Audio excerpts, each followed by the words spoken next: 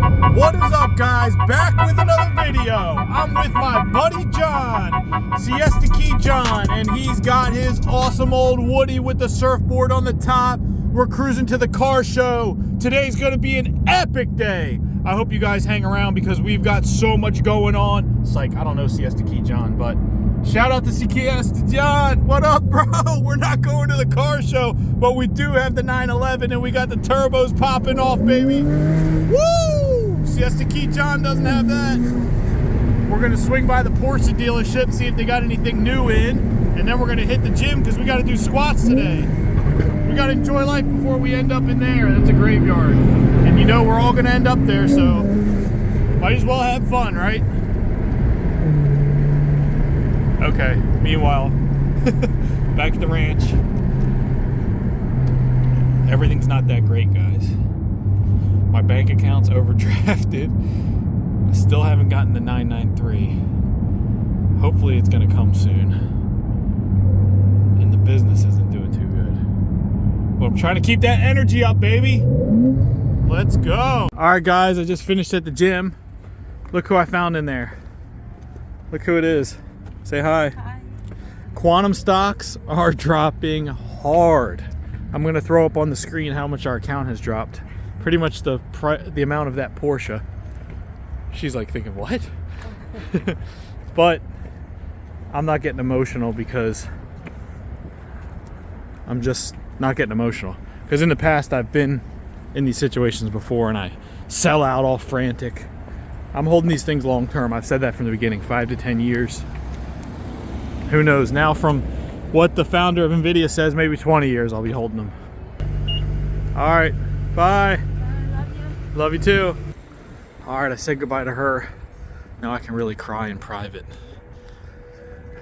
No, so Nvidia's founder came out in a town hall meeting, I guess like a Q&A, and he said like all these quantum advancements, and by the time quantum's even really useful, it's going to be 20 years, he says. So today everything's sold off. But I did get the froth off the top, if you guys remember. Check out the Bronco. None of this is financial advice, guys. Please do not take this. I've said this from the very beginning, even when I told you guys I invested in quantum stocks. It's not financial advice. I took a lot of froth off the top around the time when I was going to do the Porsche because I needed the cash. Remember I said I had to replenish, if you watch my past video, I said I had to replenish my cash position. So I did sell a little bit, but my account dropped hard today. Hard. But like Buffett said, if you don't sell, you haven't lost anything. Makes you feel better, I guess, right? So his words don't change the fact that quantum computing and these companies are coming into existence. It's just that the timeline might be a lot further out than we thought. I don't know what to think, to be honest. All I know is that I'm just skating where the puck's headed, not where the puck is.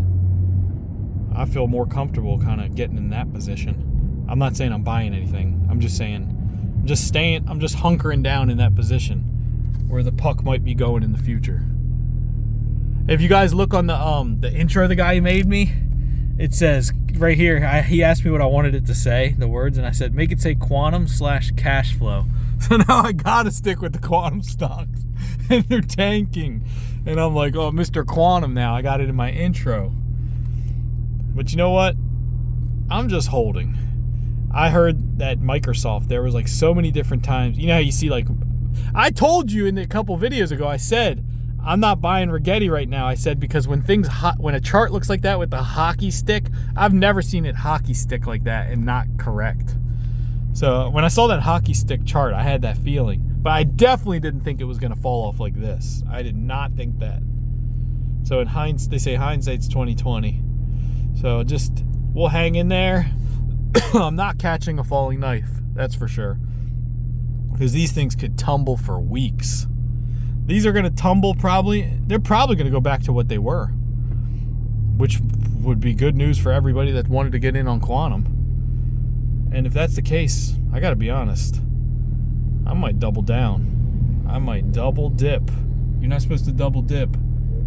But I'm going to double dip, baby. This is not financial advice. Please, it's not financial advice. But when I say double dip, I'm not buying them today. I did like an idiot. Well, so I said I'm not buying any unless my unrealized gains get in the red. I put that in a comment. So for example, you have your day's value, like your day's change, your day value change, and you have your unrealized gains change. That's like overall since you purchased. If people watching don't invest in stocks or anything. If my unrealized gains get deep in the red, that means I'm below what I purchased them at originally. And I was buying Rigetti at like 76 cents. Or I think actually my average is $1.12. So I'm not buying any of these again unless my unrealized gains are in the red. So when I said that in a comment, and then I logged in my account, and I forgot I bought Quantum Computing Incorporated last. I bought it after all the others. If you go back to one of my first videos, that's what I was talking about. I didn't buy Quantum Computing Incorporated. Wish I did. So I ended up buying that one last. So that one's in the red. So I was like, oh, I'm going to add a little bit. So I added a little bit, and then I went back in, and my account was even lower. So I'm not catching a falling knife. I'm going to just wait till the dust settles. And these things aren't even really in existence yet. You know what I mean? These companies they're making revenue, some of the companies. IonQ's revenue is increasing. I'm actually going to go on Alpha Spread today and maybe like see if I can screenshot their revenue growth so we can get an idea of like, are they even making revenue? Because originally I bought these more just because they're in a growth path, and I thought, no one's even talking about these yet. I'm going to get these. They were so cheap. ChatGPT told me all the names. I asked them to give me the names for small, micro, and small cap companies that are in the quantum space. And I don't want like people that do like have software. I don't want a software business. I don't want software in quantum. I want hardware. Like I want them to, like Rigetti they're building the computer and they're going to have it. Businesses and enterprise can use it from cloud. I want that. You know, I don't want some software thing where they're just building on top of something else, or they just have the name quantum in their business name. I didn't want any of those.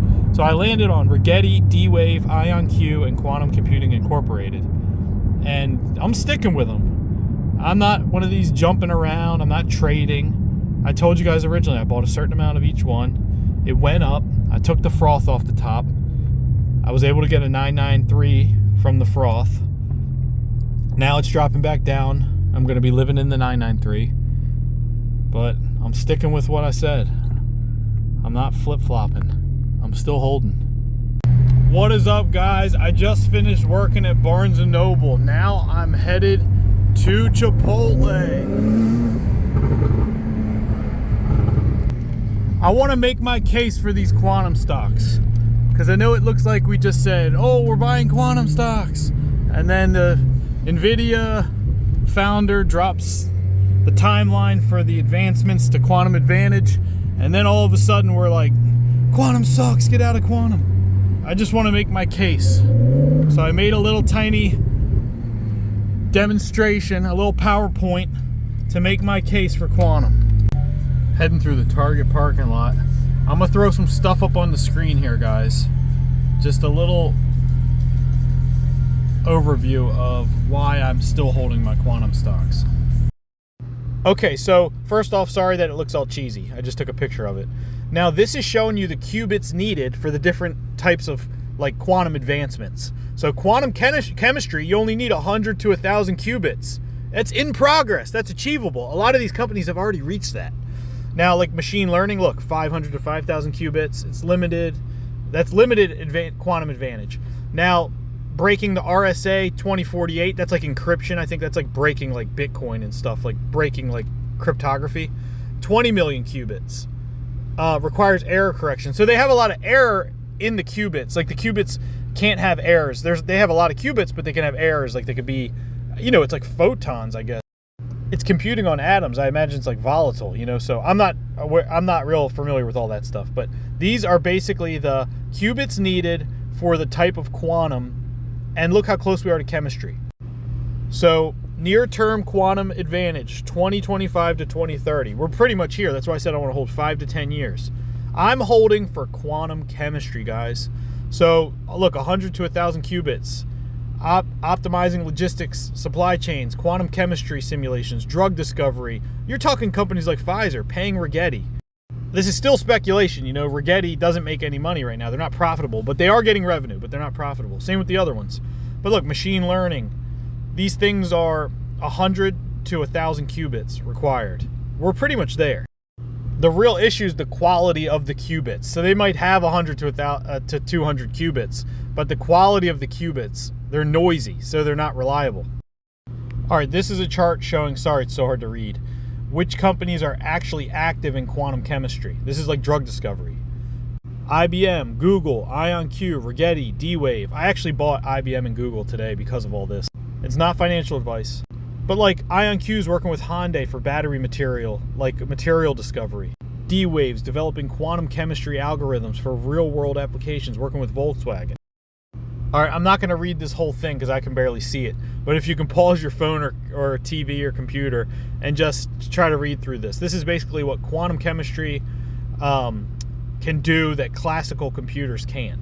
And when I say classical computers, I'm talking about Nvidia. Nvidia solves different problems than quantum. Quantum solves a completely different problem than Nvidia would solve. But Nvidia is going to create a hybrid for this type of quantum, for quantum chemistry. So in the short term, 5 to 10 to 15 years, Nvidia is going to benefit from adding quantum as one of their income streams, because all these companies need Nvidia. So, but in the long term, it's not good for Nvidia. Okay, now, if any one of these companies on the screen had a breakthrough with quantum chemistry, like drug discovery, which is around the corner because the only thing that's required is the amount of qubits and for them to not be noisy. So these are potential market caps if they had a breakthrough. You can see IonQ, its current market cap, Rigetti. I didn't make this. I'm not making this up. This is ChatGPT made this up. But ChatGPT is pretty knowledgeable, I'd say. And this is ChatGPT 4. I pay for it, so it's not the basic one. But you can see here the possible valuation jumps. This is why like I said, I'm trying to skate where the puck could be going.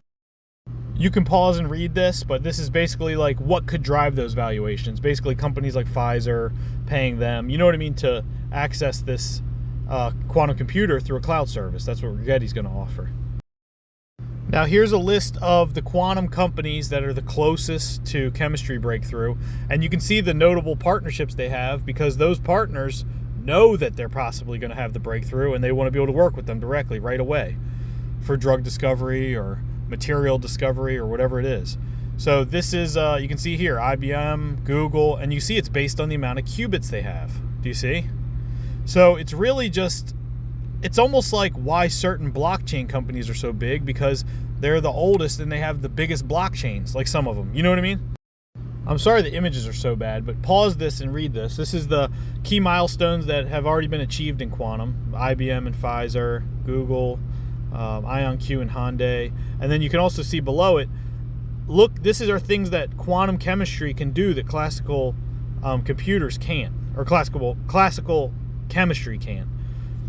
So if you look here, you can see in the list. I can't read it while I'm editing this on my cell phone in a car, but I gotta hurry up in here and get this Chipotle because I gotta go pick my son up. So pause some of these and just read over some of these and you can see why I'm still invested.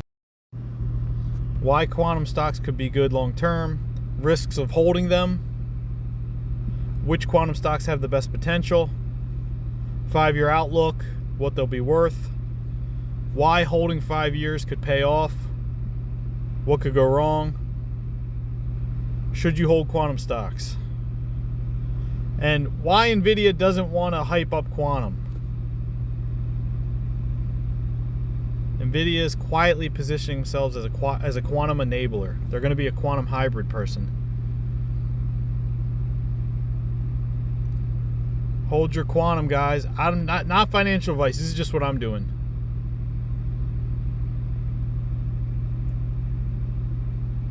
I'm selling Quantum Computing Incorporated, by the way.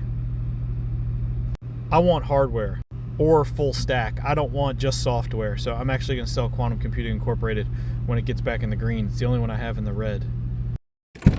All right, sorry for that, guys, but I just wanted to make my little case for quantum because I'm not thinking about quantum computing where it's like some huge, massive quantum computer in a warehouse and it's like disrupt our entire society.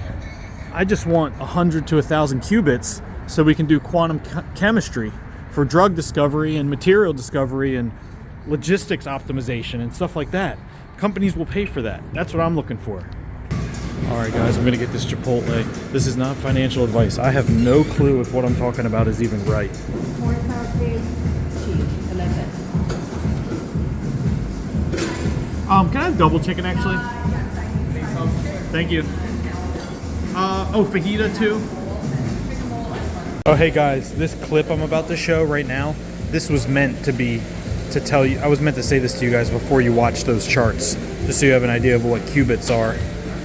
All right, before I show my first chart, I just want to say, if you guys aren't familiar with what qubits are, so a classical computer, okay?